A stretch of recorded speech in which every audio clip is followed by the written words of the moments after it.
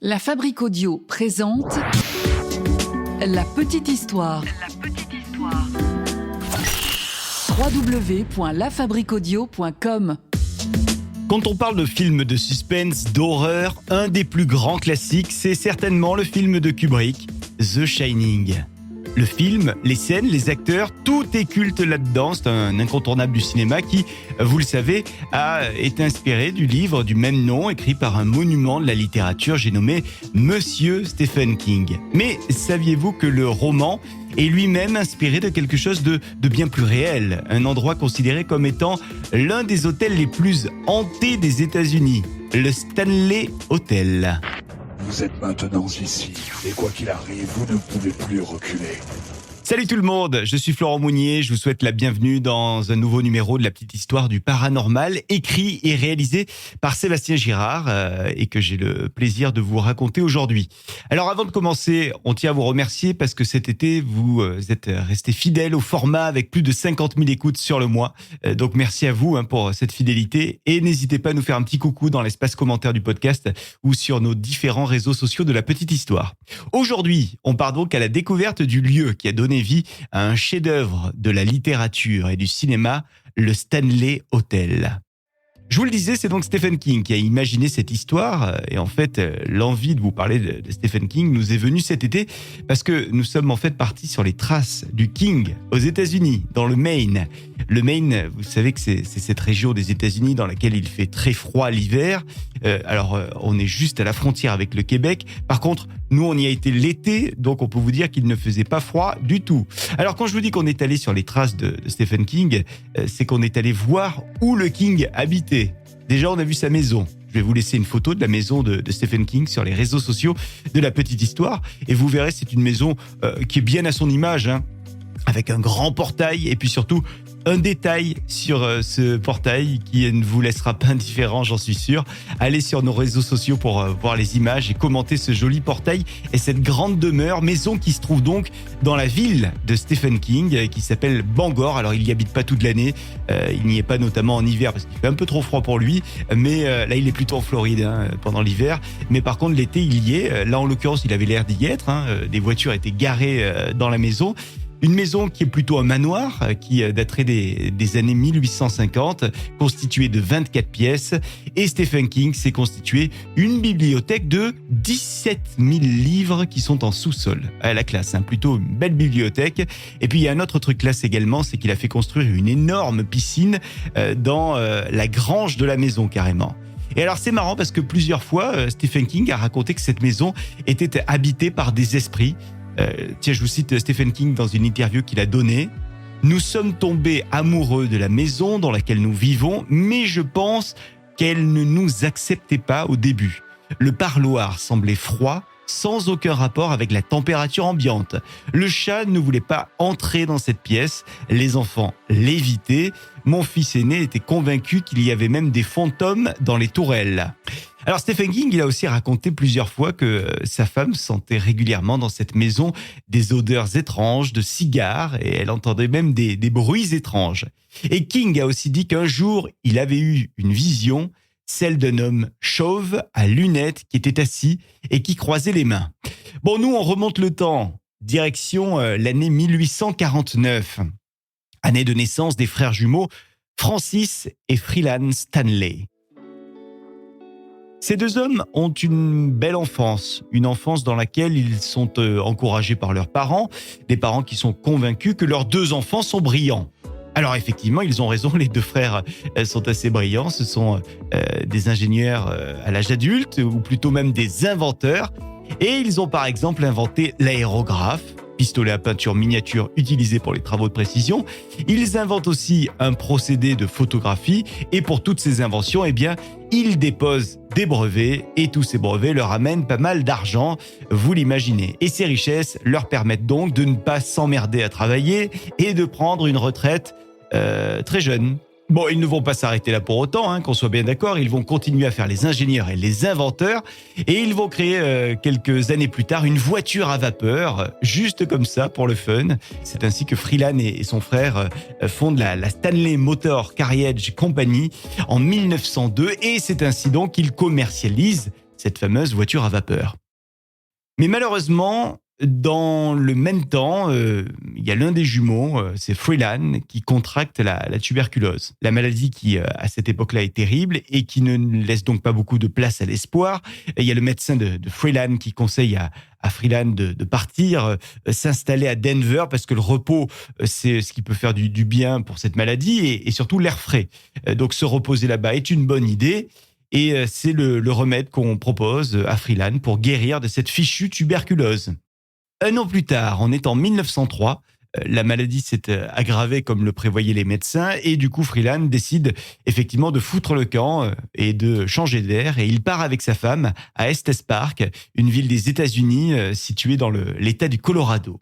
Alors ça, c'est un centre de villégiature estivale, un centre qui est à proximité du parc national de Rocky Mountain, les Rocheuses. Freelan et sa femme arrivent donc dans le village, et dès leur arrivée, eh bien c'est le coup de foudre, hein.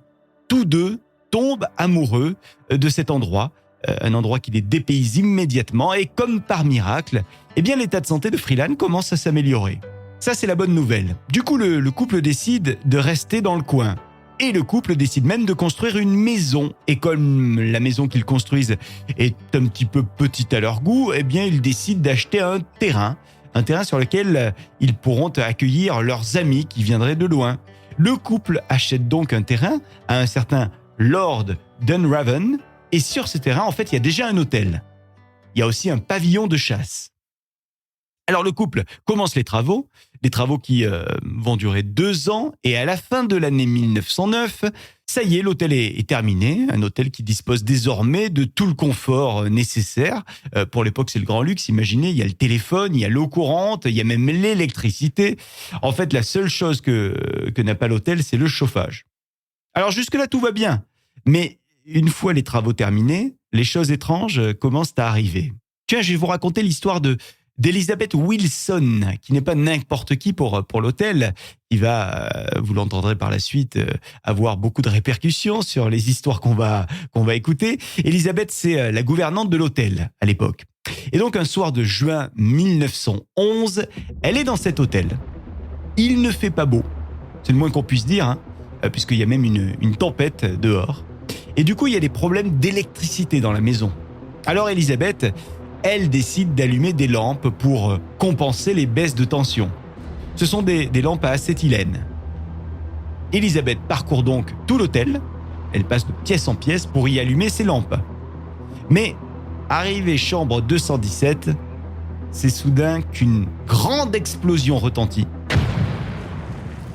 Explosion qui emporte tout sur son passage et qui souffle la pièce, et qui fait d'ailleurs passer Elizabeth à travers le plancher.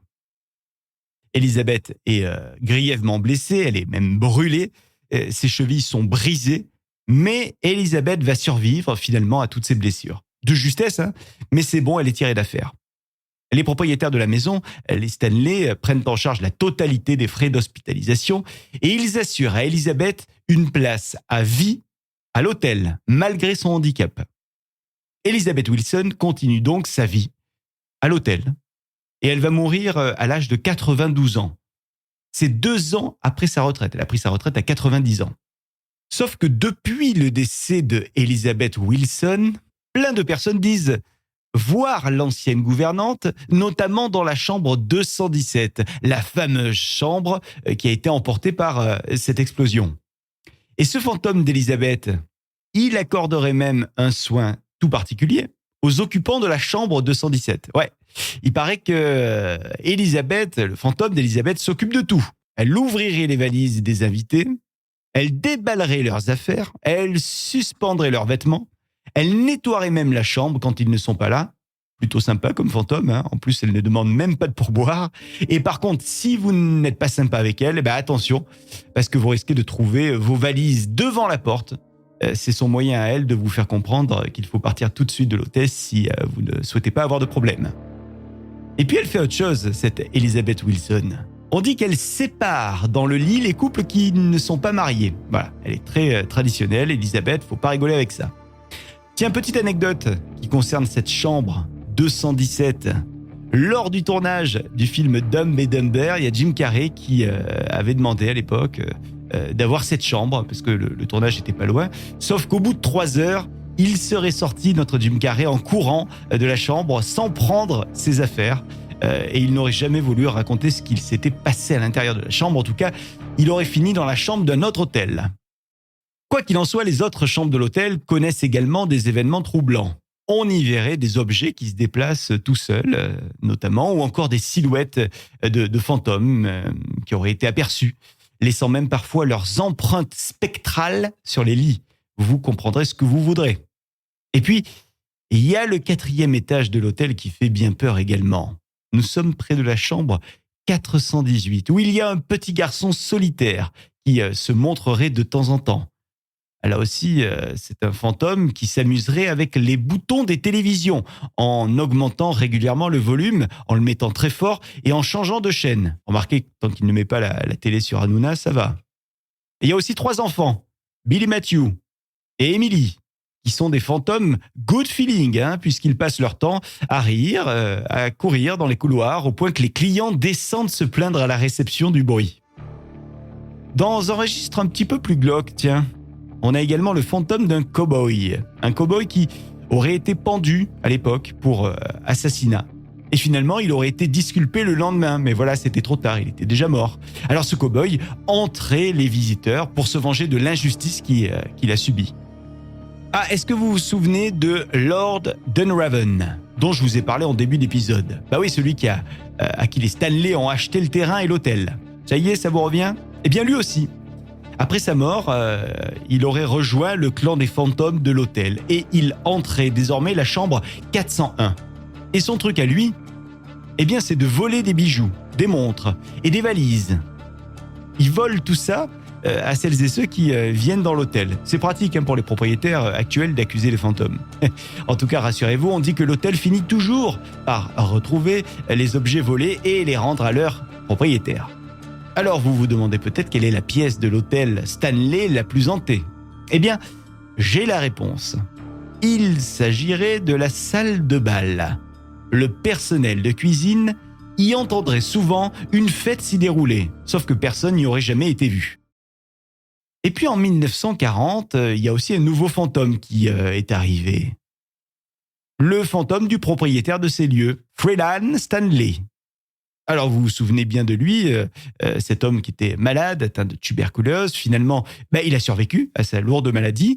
Il a eu le temps de faire plein de choses. Déjà, il a géré l'hôtel. Et puis, en tant qu'ingénieur et inventeur, il a également aidé un petit peu la ville. Il a redessiné les possibilités de la ville avec une centrale, avec donc l'hôtel, avec une banque. Il a aussi donné de nombreuses terres aux citoyens de la ville, des alentours. Et puis, il est mort, mais on peut continuer à le voir de temps en temps.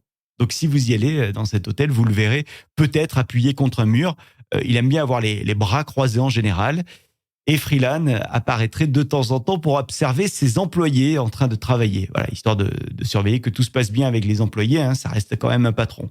Quant à sa femme, à Freelan, on l'apercevrait de temps à autre sur l'un des balcons de la salle de réception. Elle, c'est plutôt les invités qu'elle préfère observer pour voir que tout se passe bien avec les clients. Alors revenons à Stephen King. Comment Stephen King a-t-il connu cet hôtel et comment s'en est-il inspiré? Eh bien, tout simplement, il s'y est rendu dans cet hôtel. Un peu par hasard, en étant en 1973. Il est venu avec sa femme. On est à la fin du mois d'octobre de l'année 73. Et Stephen King, il a été très étonné de voir que malgré le grand nombre de chambres, je crois qu'il y a 155 chambres au total, eh bien, sa femme et lui ont été les seuls clients présents ce soir-là. Alors cela dit, l'hôtel s'apprêtait à l'époque à fermer, fin octobre, on arrivait dans la saison hivernale, donc on ne peut pas dire que Stephen King avait choisi la saison la plus touristique. Quoi qu'il en soit, le roi de l'horreur et sa femme ont pris un repas, seuls, dans l'immense salle à manger, puis ils ont décidé ensuite de déambuler un petit peu dans les longs couloirs vides, peut-être pour s'y faire peur. Et c'est à ce moment-là que l'écrivain a eu le sentiment qu'il n'était pas arrivé dans cet hôtel par hasard. Je cite, « Le vent était levé. Il soufflait tout autour, mais l'un des volets n'était pas attaché et il frappait sur le côté du bâtiment. La musique faisait écho dans le couloir. C'était finalement comme si Dieu m'avait amené ici pour entendre et voir les choses. » Voilà, King qui rencontre ensuite le barman de l'hôtel, le barman qui va lui raconter un petit peu les histoires de l'hôtel, notamment toutes les apparitions de cet hôtel. Et donc l'écrivain, ça lui laisse déjà pas mal de choses en tête, et il rejoint sa chambre, qui est la numéro 217. Et c'est dans cette chambre que Stephen King va avoir un terrible cauchemar. Un cauchemar qui va le marquer à jamais. Cauchemar dans lequel son fils de 3 ans est poursuivi par une lance à incendie. Et donc, quand King se réveille de ce cauchemar, eh bien, il se lève du lit un peu agité. Il va essayer de se calmer en se mettant sur un fauteuil devant la chambre. Il a une belle vue sur les Rocheuses de nuit. Il allume une cigarette. Et c'est à ce moment-là précis que, selon ce qu'il a raconté par la suite, Stephen King avait eu l'idée de Shining. Ça y est, Shining était créé dans sa tête, livre qui décrit donc la dérive dans la folie de Jack, le gardien d'un hôtel de montagne isolé par la neige et dont il est le seul occupant avec sa femme et son jeune fils, Danny. Le livre est ainsi écrit. Et quelques années plus tard, c'est le film qui sort au cinéma. Film autour de l'hôtel Stanley, réalisé par un autre Stanley, et non des moindres, Stanley Kubrick. Voilà pour cette petite histoire du paranormal sur l'hôtel Stanley qui a donc inspiré le livre Shining de Stephen King. Si vous ne l'avez jamais lu, je vous invite à le faire, un véritable chef-d'œuvre de la littérature, tout comme le film qui lui rend un bel hommage, même si d'ailleurs le film n'a pas du tout plu à Stephen King, qui trouvait que le scénario trahissait l'esprit de son livre. Et c'est pour ça qu'en 1997, Stephen King avait coproduit et scénarisé une seconde adaptation de son livre pour la télévision. Adaptation intitulée également Shining, un téléfilm en fait en 3 parties que vous pouvez donc découvrir si vous en avez envie et qui a été tourné entièrement dans le véritable hôtel Stanley duquel s'est inspiré Stephen King. Alors pour les plus courageux et puis celles et ceux qui voyagent, sachez que l'hôtel peut se visiter. Il est aussi possible d'y dormir une ou plusieurs nuits. Bon, évidemment, c'est un peu cher. Il y a des forfaits frissons qui existent et qu'il est possible de commander. On vous laisse ça en commentaire sur cet épisode de la petite histoire. Merci de l'avoir écouté, cette petite histoire consacrée à Shining, à Stephen King, écrite et réalisée par Sébastien Girard. On est content car la petite histoire est arrivée cet été sur un grand nombre de sites internet, de magazines de presse connus. Donc merci à eux pour cette belle visibilité. N'hésitez pas à partager cette petite histoire si elle vous a plu. Abonnez-vous également pour être au courant de chaque sortie d'épisode. Et nous, on se retrouve dans 15 jours pour la rentrée avec de nouvelles histoires et de nouveaux auteurs qui vont nous rejoindre. La Fabrique Audio présente La petite histoire. Vous souhaitez devenir sponsor de ce podcast ? Contact @lafabriqueaudio.com. Juste avant de se quitter, je vous rappelle que si vous êtes un lieu culturel, une asso, une entreprise, un média, la Fabrique Audio peut faire pour vous des contenus audio à votre image. Si vous avez envie d'en savoir plus pour imaginer ensemble un podcast, contact @lafabriqueaudio.com, la fabrique avec un K.